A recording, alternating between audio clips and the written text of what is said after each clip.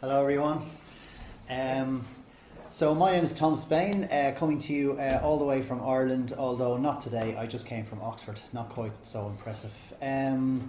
We're a very small group here, so please feel free to ask questions at any point. You don't have to wait till the end. I am the head of training at Oxford EMI, and if you haven't heard of us, I'll just explain briefly. So we are a training company that specialises in training EMI lecturers. The team is made up of researchers and trainers, experts in language acquisition, in CLIL, in EMI, and also, importantly, in higher education pedagogy. So all of the courses that we deliver to EMI lecturers are based on research, but the courses are trying to give lecturers actual practical skills in order to make their teaching more effective, and the final goal is to help them achieve what students are help the students, I should say, achieve their goals, which are usually twin goals of both becoming experts in the content but also becoming fluent in the English of their discipline. So I'll go quickly through this because I'm sure you're very familiar, but I'm going to do this talk more from the perspective of our own experience. We've heard somebody speaking about something very similar today in the plenary session, looking at the research, and I'm going to focus on our experience. We work across 3 continents, so we work in Asia, in Europe, and in Latin America. We've trained hundreds and hundreds of teachers, sometimes face-to-face, sometimes online. So I'm going to try and give you access to some of the experience we've had. And we also have carried out major consultancy projects. So everything I say is going to be based on examples. So internationalisation and EMI are inextricably linked. One leads to the other. And these are 4 of the main reasons that we've come across for expanding EMI. Rising in the rankings, that's a key one. We recently worked with somebody from a private university in Tokyo, and she said the current president is travelling the globe, signing MOUs and agreements with other universities. And one of the main reasons is to protect the ranking status of their university in the Japanese and international rankings, because the number of courses you offer in EMI is one of the factors taken into account. Improving employment prospects for students, that's a big one. I'll give you an example again from our work. So if we think about Brazil, I think in the first term of Lula's government, they had a program called Science Without Borders, which was massively funded, and it was to send Brazilian students to other countries to give them an international learning experience. Now, that project proved very, very expensive, so they replaced that with what they then called internationalization at home. So the introduction of EMI into Brazilian universities is designed to give local students a chance to have an international experience with some of their education through English, in the knowledge that they can't afford to do it in other countries. And the objective of that is to improve the employment prospects for the students. Increasing the number of international students is sometimes a goal in itself. This is very common in Korea and Japan. You may be aware that they have a demographic issue. There are less and less younger people, which means there are fewer people coming out of high school, and universities are struggling to fill their places, and it becomes an existential risk for the universities, and the answer is attract international students. But of course, again, every international student or cohort that comes means more EMI classes taking place in the university. And the last one here was mentioned by Nicola Galloway earlier today. She mentioned Taiwan and Vietnam. So we work in both of those countries, and they both have government-funded projects running until 2030 for bilingual. The objective is to achieve bilingual status for the university graduates, and they're very clear in the objective of that program. It's to improve the employment prospects of those young people when they graduate from universities, so they can work in international companies within Taiwan. I mean, you all know that the semiconductor sector is based in Taiwan, but a lot of their work takes place in English, or so that they can go abroad for further study or for work as well. So all those examples I've given you so far have been from the context of Asia and Latin America. So if we move closer to home, I'll just let you read.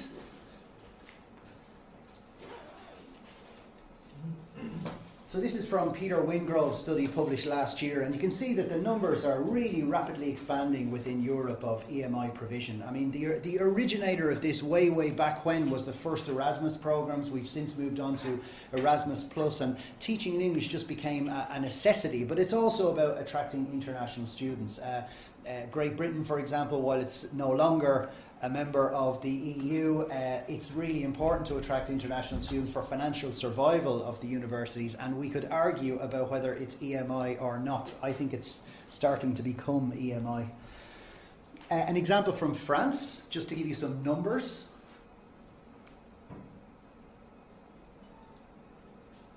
And I think if we went back to the year 2000 and suggested that half of French universities would be offering full degree programs in English, we would have maybe not believed the speaker. But that's where we are now. And if we think about just absolute numbers,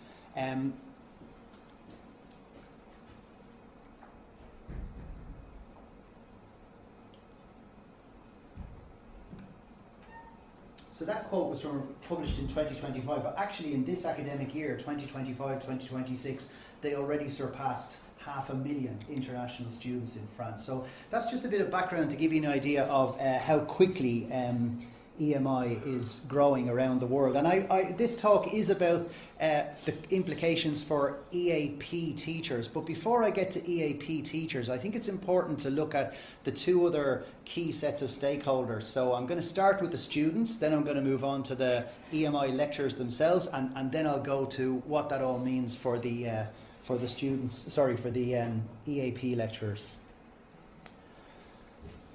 So if we look at EMI student competencies, we might say, this is very simple, but we might say in terms of knowledge, those are three of the key areas that we would expect them to be able to work within. And then in terms of skills, I have this list. Now again, these are taken partly from the research and partly from our experience. Now, I have to say that in our experience, and we've worked, as I say, with hundreds of teachers, but we've also observed many EMI classes. We've sat at the back and we've observed the classes, and we've done that across a whole range of disciplines from the humanities and the sciences. And I can say that the first one in skills, understanding lectures, somebody gave a quote earlier on. Actually, I was at your 10-minute talk and you gave a really nice quote about, we said we only understood 10% of the lectures. So when I observe an EMI lecture, I often ask some random students at the end, how much of that do you think you understood? And the percentages are often very low, frighteningly low, which leads you to ask yourself, well, to a certain extent, what was the point of that class if many people are sitting there listening and not understanding? It's unusual to see questions asked by students in an EMI class. It's unusual to see questions answered by students in an EMI class. And I think as language experts, you can clearly see why that might be. And I think even if we transfer to the L1 context, I studied in Ireland. There were 300 people in every class I studied in my first year at university. I never asked a single question or answered one because it was really scary. It's really scary to put your hand up and have 299 faces turned towards you. So students, even in their own language, don't do it, especially when the class is large. And in EMI, there are a whole number of extra factors related to language why it doesn't happen. And these last two, participating in group discussions, negotiating with peers, we know from the research, and this was reiterated this morning by Professor Galloway, also by Professor Bond. It was also referred to by Professor DeRoy. We know that EMI classes should be or need to be interactive in order for them to succeed. This is not necessarily something we see often when we actually observe EMI classes or when we talk to EMI teachers about their practice. So, yeah. I can ask a question at the end if you don't know what you said. Anyway. Are any of these students in those lectures who don't understand the lectures, are any of them using translation technologies? Yeah. So, you mentioned earlier the fact that you'll often see students with side-by-side screens. So some of them, but not all of them. A lot of students will simply sit passively, sometimes sleep, sometimes do something else on their mobile device. They'll simply sit passively, and what students will actually do is, some of them will do that, but what many of them do is they will go home after the lecture and desperately try to understand in their own study time what they should have understood in the lecture time. And the recording, you mean? They've got a recording. They don't always have access to recording. Lecture capture is not as widely prevalent, especially in Asia, as it might be in England. So it's often a question of them simply looking at the slides. They often get the slides and then using them to try and guide their own self-study and learn. But yeah, it's a really good question. So I'll just let you read.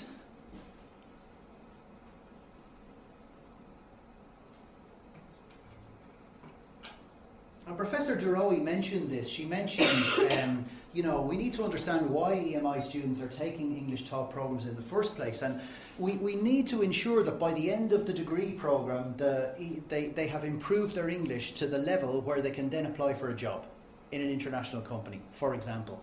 And that also means that their employability, they have, the skills needed by employers. And if we look at, this is a bit of a mouthful, but the Global Employability University Rankings Survey, it's published each year, it's published by Times Higher Education. So this is a study where they look at, last year they looked at 250 universities across 42 countries, and they ranked them based on a survey given to employers. And there were over 13,000 employer respondents. So it's quite a big survey. And I've just picked out 3 of the things that employers said were crucial when they were hiring students from university. So we have to think that in an EMI class, students have to be acquiring these skills. If they're not acquiring these skills, they're not going to find it as easy to find a job in the international context. So that's the students. So what does that mean for the EMI lecturers themselves? So that's from our own research.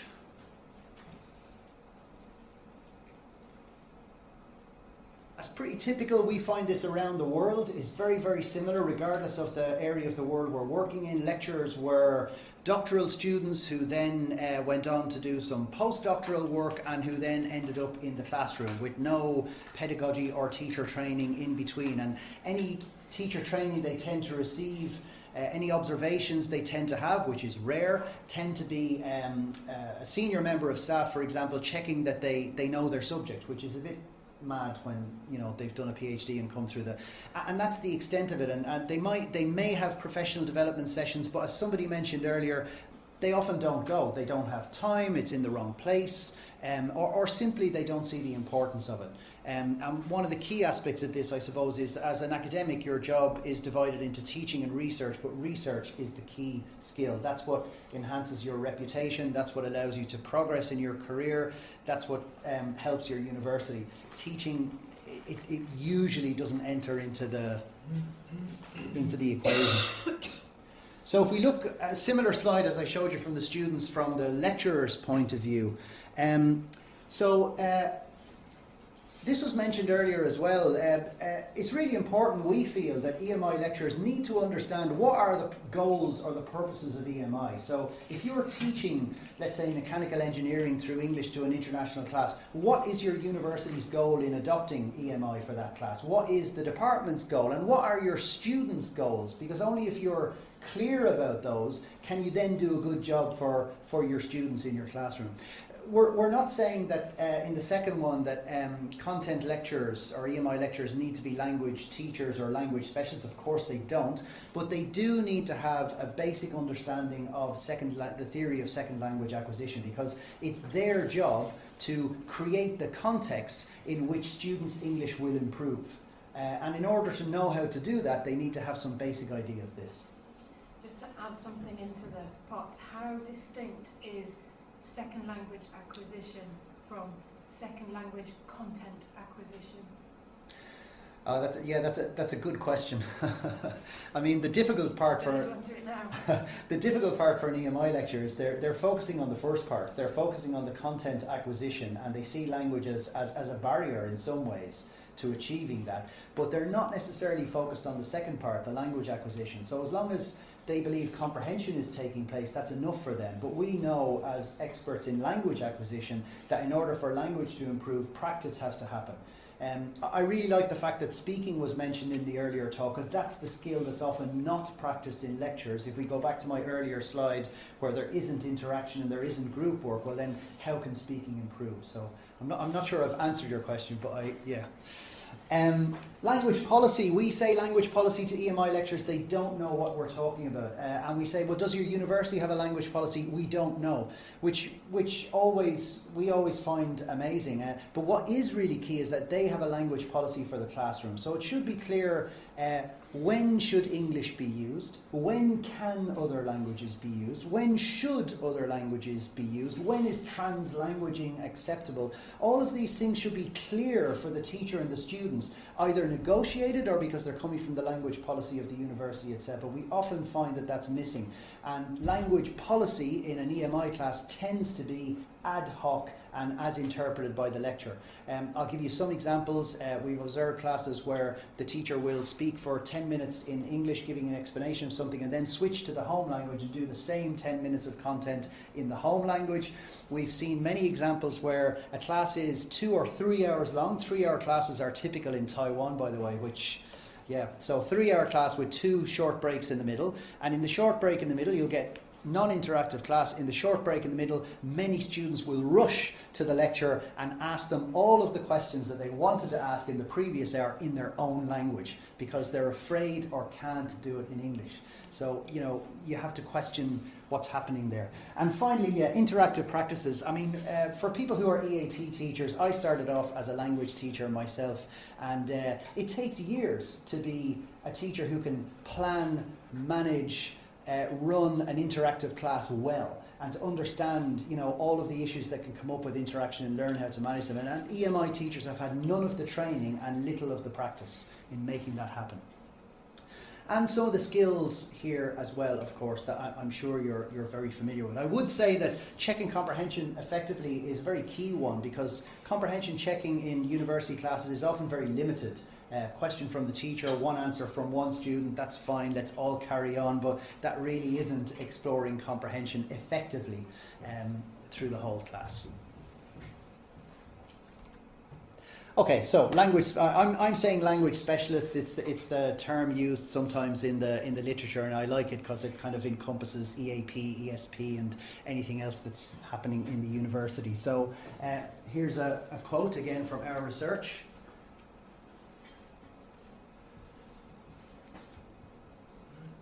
So this is research carried out by our director, Julie Dearden, and she published this in 2018. And interestingly, at the same year she published that research, I was training in a university in Croatia, and the EAP teachers were telling me that they were all about to be made redundant. And I said, well, why? And they said, oh, because our university has just introduced EMI. So as far as the administrator is concerned, it's a 2-for-1. We're going to teach them in English, they're going to get English and content. We don't need you anymore as language specialists, which, but that's exactly what was happening. And it's not, and that was from China. So in different countries, in different parts of the world, the reaction of the, administrators was similar. 2 more quotes.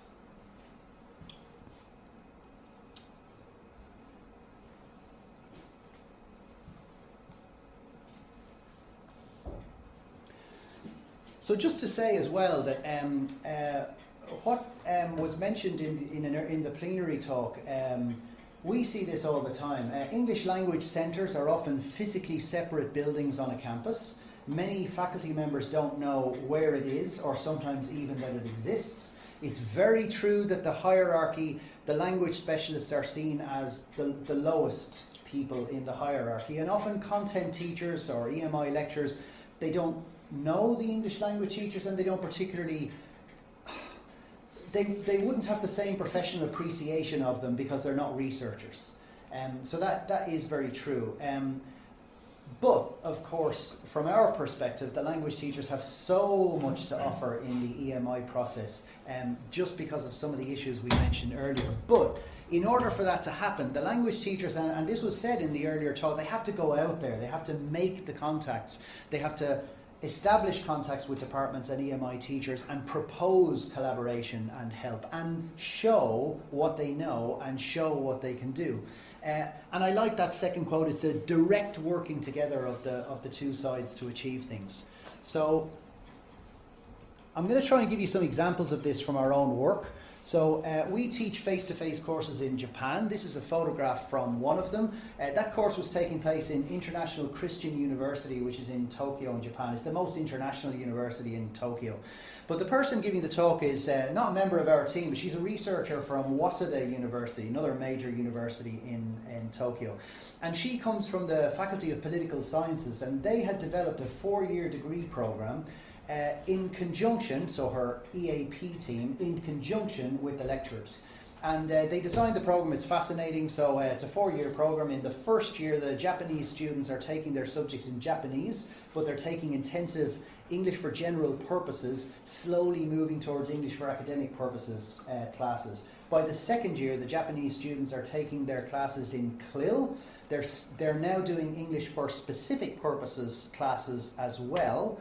And by the third year, the Japanese students are doing full EMI. They're now together in the same classroom with the international students. And curiously, the international students were required to take some courses in Japanese in their 4th year, which I thought was ethically fantastic and not too much to ask. And brought about an element of fairness, let's say, in the degree. But the interesting thing was, for the CLIL part of the project, they put 4 English language specialists together with 4 content lecturers, and they wrote the books for the year's course.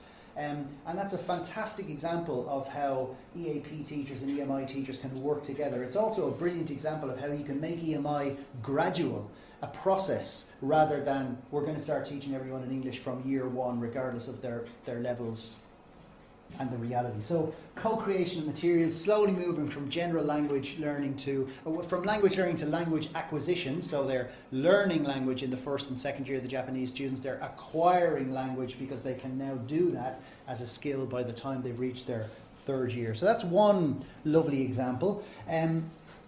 Taiwan was mentioned earlier. So the program is called the Best Program Bilingual Education for Students in Taiwan. It's running until 2030. It's got massive funding from the Ministry of Education.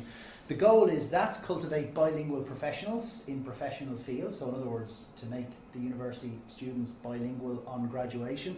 And you can see those are their key KPIs for 2030. And the map will become a little bit more relevant in a moment. So after the first 2 years of the programme, the Ministry of Education and their partners were the British Council. They decided to tender for consultants to run an evaluation project. So we won the tender and we carried out the evaluation project over the next year. The key aims of our evaluation project were those.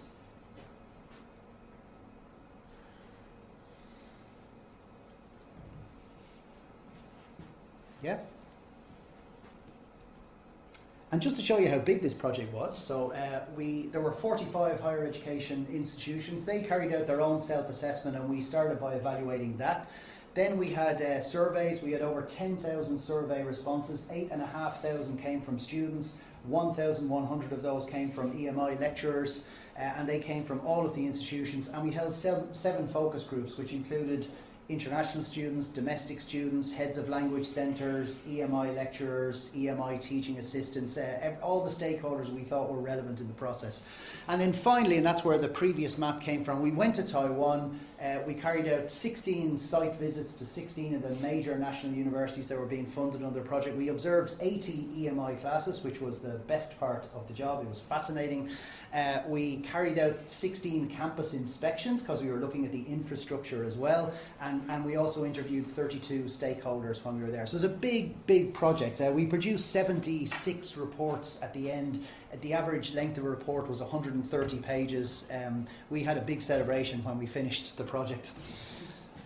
It was long, but it was really interesting. And the outcomes that we learned for English language specialists were really interesting, because we found that what was happening in Taiwan was there was a slow realization, and this was mentioned in the last talk I went to. There was from Luxembourg, a slow realization that the English language departments were really key, that the EAP teachers were key. So first of all, some of the departments who had funding, they decided to give some of their funding to the language department to allow them to play a bigger role in the process, in recognition of the skills that they were lacking. In the second one, they gave the language centres an expanded role in the university. So 2 examples of this would be one language centre used the funding to offer one-to-one, face-to-face sessions with a language expert for teachers and students for anything you wanted, your writing, your speaking, your PhD thesis, whatever. And they had over 850 appointments in just 1 year they ran through their department. They also received more training. So that's something that we've been doing in Taiwan since. So training for EAP teachers together with EMI teachers to try to start to make the connections we spoke about in the research quotes earlier and bring the 2 sets of professionals together to see how they can work together.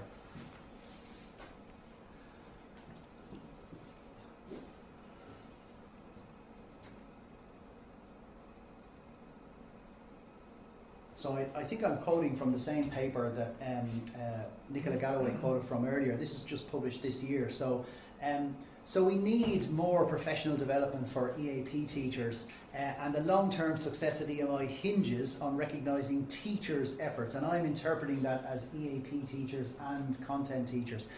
Just to give you a quick example of this, so last week I was working with a group of teachers. We had EAP teachers and EMI lecturers together on our training course. And one of the key things for me is I think that part of the professional development for EAP teachers is a better understanding of the teaching contexts of EMI lecturers. So this particular EMI lecturer, he's Japanese, he's teaching digital transformation through English. He's got 150 students in his class. They have spiky language profiles, and when I say spiky, there will be some native speakers in the class and some people who will be as low as B1 in some of the skills on the CEF4. And then they come from different countries, which means that they will have different educational backgrounds. They will come to the class with different content knowledge depending on the high school system they went through. And he has to teach that class in everyone's or most people's second language. Now, I would say that most EAP teachers would not necessarily be familiar with having to teach high-level content through a second language in such a difficult contextual circumstance. So I think that the first challenge for EAP teachers is to go and see these classes taught by these teachers and try to get a better understanding of the context that they're working in and the support that they might need. That would be the first step. So some examples from our work of how professional development, the kind that we offer, supports EAP teachers. So last year we gave a face-to-face course in Montpellier in France, and what we do is we bring teachers together at the very beginning of the course in small multidisciplinary or interdisciplinary groups, and we ask them to prepare a micro-teaching session in EMI for the end of the course, and that has to relate to the UN Sustainable Development Goals. So they have to in some way pool their subjects, and the example I'm showing you here was the initial slide that they used in their teaching session. There were 3 teachers. One of them was an accountancy, one of them was material science, and the third teacher was EAP. And over the week that they work on this, we think that this is what's happening. So the EAP teacher learned to understand more about the difficult teaching context of the EMI teacher. So what I just gave the example of the Japanese lecturer. So she, over the course of this process, and I'm just giving one example from many in the course, she started to understand how difficult their teaching context was. Interestingly, I think she also moved away from a traditional EAP teacher's perspective, and this might be controversial, but this idea of correcting grammar, correcting pronunciation, making sure the English is better, because that's not what EMI is about. EMI is about communicative competence. Can we understand each other? So she started to shift her mindset in that sense as well. She have had skills that EMI lecturers don't have. So EAP lecturers are often very confident in using interactive practices in their classrooms. So she was able to help them as they prepared this class to make it more interactive, to introduce elements of interactivity and to introduce better, more efficient comprehension checks, because she had the pedagogical skills that some of them lacked. And then finally, one of the post-course outcomes was that she offered to go and observe their classes and see if she could help in any other way. So, you know, very constructive observation context. So we try to do that on all of our courses. Another example was we were called by, this is a university in the south of Germany, and they called us and said, we have a really international student body, a really international faculty, and our English language centre is full of very qualified people, and we feel we have a lot to offer for the issues that are happening in the classrooms, but they don't want to listen to us. Can you help? So we said, yeah, okay, well, let's organise a course. We'll bring you together, and that's what we did. We did the course over two different dates, and we found some things that became very clear that the English language teachers were able to help the EMI lecturers with understanding and interpreting English levels. It's generally the case that EMI classes, the teacher doesn't receive any information about the English levels of the students in the class, which is mind-boggling, but generally true. So the EAP teachers are immediately able to help with that. I can tell you what the levels are, I can tell you about their profiles, I can give you some effective help then with modifying your input to allow them to understand your classes better. And of course, we found again that the English language teachers were skilled in the idea of interactive teaching and were able to help the EMI lecturers with transforming their practice. Yes? Well, question, both models, the way you've explained them, show that the EAP teachers have facilitated better teaching for the EMI teachers. What's in it for the EAP teachers? Well, what do they get out of it? Controversially, I think what's in it for the EAP teachers is survival. So if we go back to my original comment about the jobs, EAP teachers' jobs are in danger in many universities in these countries, because with the introduction of EMI it's seen as, well, why do we need them anymore? But also I think it makes an EAP teacher's job much, much, much more interesting. So it was earlier mentioned that EAP teachers teach many, many classes. The classes are maybe similar to the classes they taught the year before. This is something completely different. It's allowing you to use your expertise and your knowledge. You also have other knowledge and skills that are incredibly useful. You travel all around the university. You work with lots of different subjects. You are in many different faculties. That's not true for any of the EMI teachers. You have a much more global perspective of the student body and the teaching in the university than they do. So there's so much to offer, and for me, I think it just makes the job so much more interesting. I think, but you know, I can't speak for everyone. So yeah, a changed role for EAP teachers. These are the last couple of slides. So I think in your future role, perhaps, or EAP teachers' future role supporting lectures, these are the key things.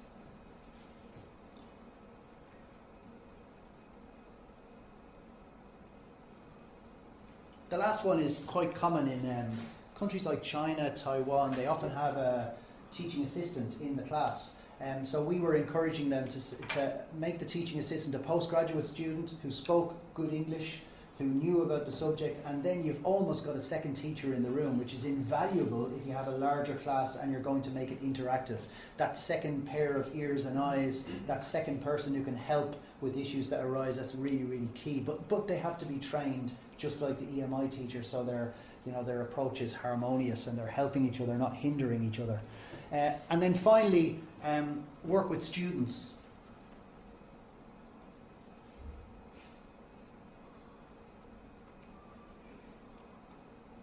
Number 4, by the way, is key. Often when we observe EMI classes, it's very easy to tell who the international students are because they're sitting together, often at the back. Or if they're in the middle, the international students will be sitting together, there will be some empty spaces around them and then the rest of the class. And that is not the ethical goal of EMI. We need to integrate those students, but somebody needs to do something to make that happen. That's the teacher's role, but often the teachers don't take that role on. And that is really key. And then a final thing, piece of research published just this year by Samantha Curl in Bath. And I really like that. So students want to become members of their discipline. So they want to think and speak like a lawyer. They want to think and speak like a mechanical engineer, and somebody has to help them to transition into that mindset in their second language. And I think that's something where, again, EAP teachers have a role to play. So I will leave you another nice photograph from that course in Montpellier. I'm showing you those ones because we got some really nice pictures, but that is a physics teacher together with a philosophy lecturer together with an EAP specialist working in the early stages of their program, and that is how it starts for us with our training programs. It was mentioned earlier about follow-up. We're hopefully going to publish some research this year about a follow-up program we did with a group of Thai lecturers. We also follow up on our courses. We keep in touch with many of the lecturers. So we know that some of our lecturers have won prizes. We had one just recently in Japan who won a teaching prize. We do give certificates from our courses. So our courses, you have to attend, you have to do the work, and we have to see that it's good enough, and then you get the certificate. And we feel that is important because our certificate is global, so we give the same certificate to people around the world, but it's something that they have to work towards and something that they can then show in order to, in some cases get promoted, in some cases get a slightly better position. We've had that as well. So, yeah. And I will happily, that's the research, take any questions if we have any time left. Thank you.